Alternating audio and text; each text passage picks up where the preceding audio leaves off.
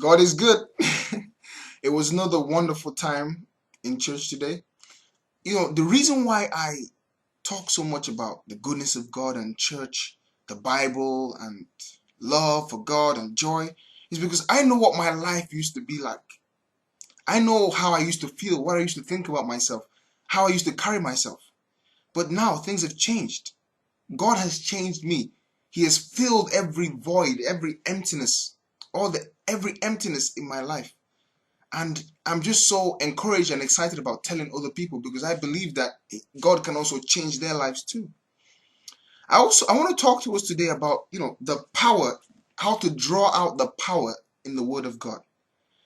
Just like a wonderful meal is cooked, for that meal to be nutritious to you, and for it to be, for you to draw out the virtue in that meal, you have to eat it. In the same way, the Word of God, the Bible, is loaded with so much virtue for us. But for us to actually access these virtues, we have to read it. Now, there's one thing we can eat fast. Just eat fast. But then on many occasions, if you eat fast, that food will not settle well. And I know how I feel sometimes when I eat fast and I really don't like it. It won't settle well. In the same way, if you rush through the Word of God, you wake up in the morning, my son entered the Word of wisdom, offering your day. That word may not take root in you. It may not settle. During today's service, I was encouraged to settle and process the Word of God. A nutritious meal, in order for you to draw out the virtue out of that meal and the real taste, the essence of the meal, it's important to chew slowly.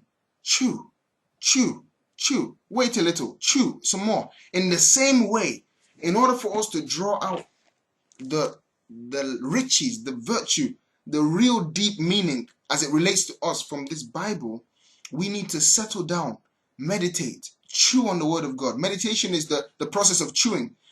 Meditating on the Word of God, allowing it to settle in us. Because as we're meditating and we're chewing, we're breaking it down and we're easing the digestion process. And so when it settles, it will take root in us.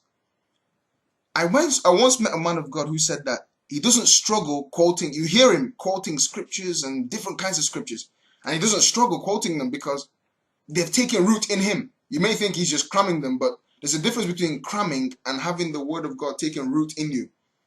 Cramming, you may forget after a while, but when the Word is taking root in you, it's there. In the morning, evening, and night, it's there. It can't be taken from you. In the same way, when this Word of God settles in you, when you catch a picture of your future from the scripture, nobody can take it from you. Nobody can. Nobody can. For example, myself, I discovered in Isaiah 61-3, arise, Ike. I personalized it. Arise, Ike, shine, for your light has come, and the glory of the Lord rises upon you. Darkness may cover the world and gross darkness the people, but the Lord arises upon you, Ike, and his glory shall be seen upon you. Nations shall come to your light, and kings to the brightness of your rising. I've taken this scripture on the face level, on the surface level. Now this week, my goal is to dive deeper because I feel this scripture is talking to me in many ways. So my goal this week is to dive deeper, to read different versions of this same scripture, to think about it. What is God saying to me through this?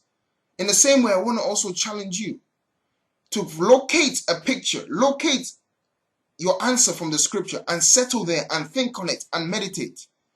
Look up on Google. What does the Bible say about patience if you're struggling with patience? What does the Bible say about love? What does the Bible say about peace? What does the Bible say about self-control? What does the Bible say about divine direction? There's answers there. This book is loaded with wisdom from God expressly for you and I. God bless you this week as you really go into this word. Read it, study, meditate, chew, ponder, settle down, wait, think, pray. Oh God, you're going to enjoy it. God bless you and have a great week.